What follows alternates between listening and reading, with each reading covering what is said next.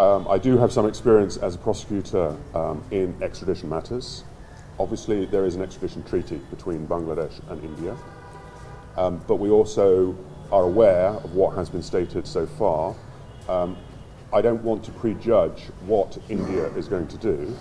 but of course it is the role of the Chief Prosecutor and this office to ensure that charges are brought, that an extradition request is made, and obviously if extradition is refused, we will have to then look upon whether she is tried in her absence or whether in fact we look to the International Criminal Court to provide assistance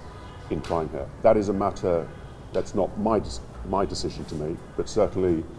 we would hope and certainly we would make a call to India as a democratic state that they respect the rule of law and they respect a lawful and proper request for her extradition when an extradition request is made.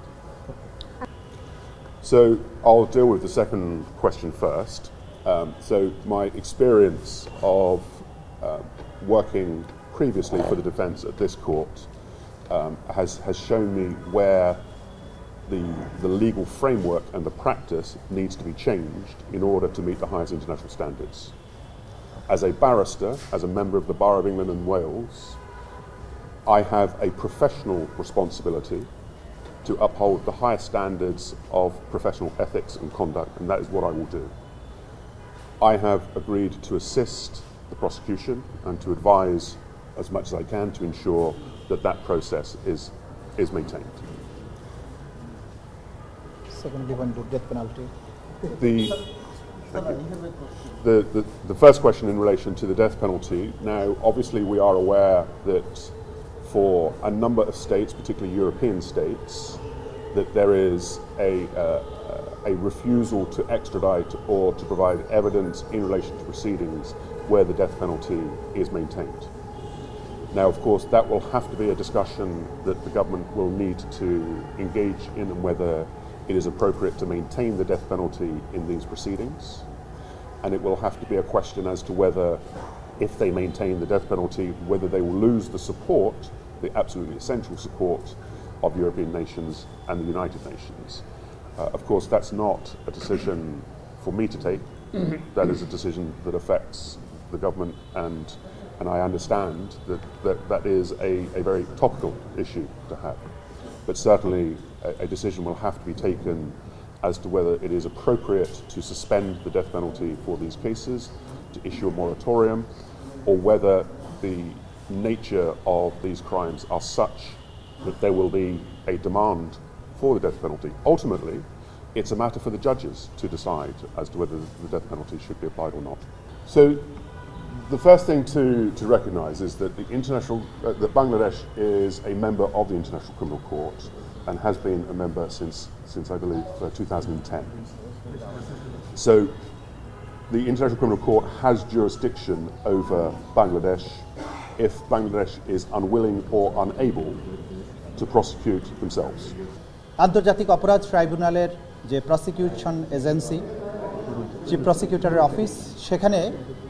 এই chief প্রসিকিউটরকে এবং তার prosecution এজেন্সিকে support করার জন্য, advice করার জন্যে, এবং আমাদের এই বিচার প্রক্রিয়া যাতে করে আন্তর্জাতিক একটা স্ট্যান্ডার্ড অনুযায়ী হয়, এইখানে যাতে কেউ কোনো প্রশ্ন তোলার সুযোগ না পান, সেই কারণে আমরা এইখানে চিফ প্রসিকিউটরকে অ্যাডভাইস করার জন্য একজন ফরেন কনসালটেন্ট আমরা অ্যাপয়েন্ট করেছি চুক্তির মাধ্যমে, যিনি আমাদেরকে আন্তর্জাতিক স্ট্যান্ডার্ড অনুযায়ী এই বিচার প্রক্রিয়া চালিয়ে নেওয়ার ব্যাপারে, প্রসিকিউট করার ব্যাপারে যিনি আমাদেরকে সাহায্য করবেন। সেই কারণে আন্তর্জাতিক খ্যাতিসম্পন্ন একজন ফৌজদারি আইন বিশেষজ্ঞ, যিনি ফর্মার ইউগোস্লাভিয়ার ওয়ার ক্রাইমস এবং ক্রাইমস অ্যাগেন্সট হিউম্যানিটি এইসব ব্যাপারে মামলা করার অভিজ্ঞতা সম্পন্ন, যিনি বিভিন্ন দেশে বিভিন্ন আন্তর্জাতিক ট্রাইব্যুনালে মামলা পরিচালনা করার তার অভিজ্ঞতা আছে বিশ্বব্যাপী। সে কারণে মিস্টার টবি ক্যাডম্যানকে আমাদের এই প্রসিকিউশন এজেন্সির অ্যাডভাইজার হিসেবে আমরা অ্যাপয়েন্ট করেছি।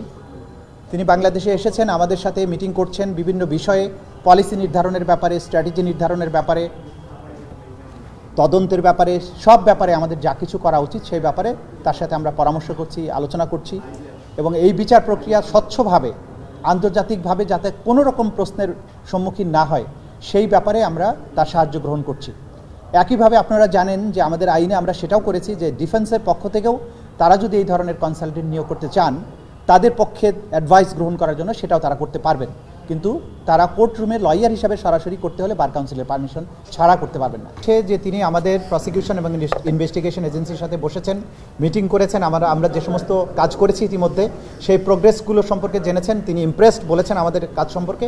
তিনি এটাও বলেছেন যে যেগুলো সংশোধিত হয়েছে সেগুলো খুব কাজের হয়েছে, আরও দু একটা বিষয়ে আরও অ্যামেন্ডমেন্টের প্রয়োজন হতে পারে, সেই ব্যাপারে আমরা সম্মিলিতভাবে প্রসিকিউশন এজেন্সির সাথে চিফ প্রসিকিউটরের সাথে পরামর্শক্রমে আমরা আরও কিছু বিষয় প্রপোজ করব, এটা তিনি বলেছেন। আর তিনি বলেছেন যে শেখ হাসিনাকে ভারত থেকে বাংলাদেশে আনার ব্যাপারে তিনি মনে করেন যে ভারত যেহেতু একটা ডেমোক্রেটিক রাষ্ট্র, তারা ডেমোক্রেসি এবং রুল অফ লয়ের প্রতি শ্রদ্ধা দেখাবেন এবং ফর্মাল কোনো রিকোয়েস্ট যদি বাংলাদেশ সরকার মেক করে সেটার প্রতি শ্রদ্ধা দেখিয়ে তারা তাকে ফেরত পাঠাবেন। তিনি এটাও বলেছেন যে শেখ হাসিনার বিচারের ব্যাপারে বাংলাদেশের যে আইন আছে আন্তর্জাতিক অপরাধ ট্রাইব্যুনালের আইন অনুযায়ী, যে তাকে তার বিরুদ্ধে ফর্মাল চার্জ হওয়ার পরে তাকে যদি গভর্নমেন্ট অফ ইন্ডিয়ার কাছে রিকোয়েস্ট করার পরে যদি ফেরত না দেওয়া হয়, বাংলাদেশ সরকার তাকে ইন অ্যাবসেন্সিয়া ট্রায়ালের ব্যাপারে বিবেচনা করবেন এবং যদি প্রয়োজন হয় সেই ব্যাপারে আইসিসির পরবর্তী সময়ে যদি ভারত না দিতে চায় আইসিসির কোনো সহযোগিতা নেওয়া যায় কিনা সেটা পরবর্তী সময় বাংলাদেশ গভর্নমেন্ট ঠিক করবেন। তিনি এটা বলেছেন যে মৃত্যুদণ্ড থাকলে যে সমস্ত রাষ্ট্র এক্সট্রাডাইট করতে চান না সেই সমস্ত রাষ্ট্রের ব্যাপারে বলেছেন যে তারা বাংলাদেশের বাস্তবতাটা আলাদা, বাংলাদেশের বাস্তবতায় এইখানে এই মামলার ব্যাপারে যে মৃত্যুদণ্ডের বিধান আছে এটার ব্যাপারে ডিসিশন নেওয়ার ক্ষমতা হচ্ছে আদালতের। আদালত ঠিক করবেন যে মৃত্যুদণ্ড দেওয়া হবে কি হবে না, এবং বাংলাদেশ সরকার এই মৃত্যুদণ্ডটা অ্যাবলিশ করবে কিনা এটা বাংলাদেশের জনগণের চাহিদা, এই রাষ্ট্রের বাস্তবতার আলোকে বাংলাদেশ গভর্নমেন্ট ডিসিশন নেবে, এই ব্যাপারে আমাদের কিছু বলার নেই। মোটা দাগে এই কথাগুলি তিনি বলেছেন এবং তিনি বলেছেন তার অতীতের অভিজ্ঞতা থেকে তিনি জানতেন এই ট্রাইব্যুনালে একসময় তিনি ডিফেন্সকে অ্যাডভাইস করেছেন, এইখানে কোথায় কী কী সমস্যা হচ্ছে, কী কী কারণে এই ট্রাইব্যুনাল বিতর্কিত হয়েছে সেটা তিনি জানেন এবং বুঝেন। সেই কারণে তিনি এই ইনভাইটেশন গ্রহণ করেছেন, আমাদেরকে অ্যাডভাইস করছেন যে অতীতে যে ভুলগুলো হয়েছে সেগুলো যাতে আর কখনো না হয় এবং ফ্রি ফেয়ার এবং ইম্পার্শিয়াল একটা ট্রায়াল যাতে হয়, আন্তর্জাতিক মহলের কাছে গ্রহণযোগ্য একটা বিচার হয়, সেই ব্যাপারে তিনি প্রসিকিউশন এজেন্সিকে তিনি অ্যাডভাইস করবেন, সহযোগিতা করবেন। দুনিয়ার কাছে তিনি দেখাতে চান তার অতীতে তিনি বিভিন্ন সময় আইসিসিতে তারপরে আইসিটিওয়াইয়ে তার যে অভিজ্ঞতা ছিল সেই অভিজ্ঞতার আলোকে এই ট্রাইব্যুনালকে তিনি অ্যাডভাইস করতে চান যাতে দুনিয়ার কাছে একটা গ্রহণযোগ্য বিচার হিসাবে এটা প্রতিষ্ঠিত হয়, সেই ব্যাপারে তিনি সব ধরনের তার প্রচেষ্টা অব্যাহত রাখবেন। ওকে, থ্যাংক ইউ।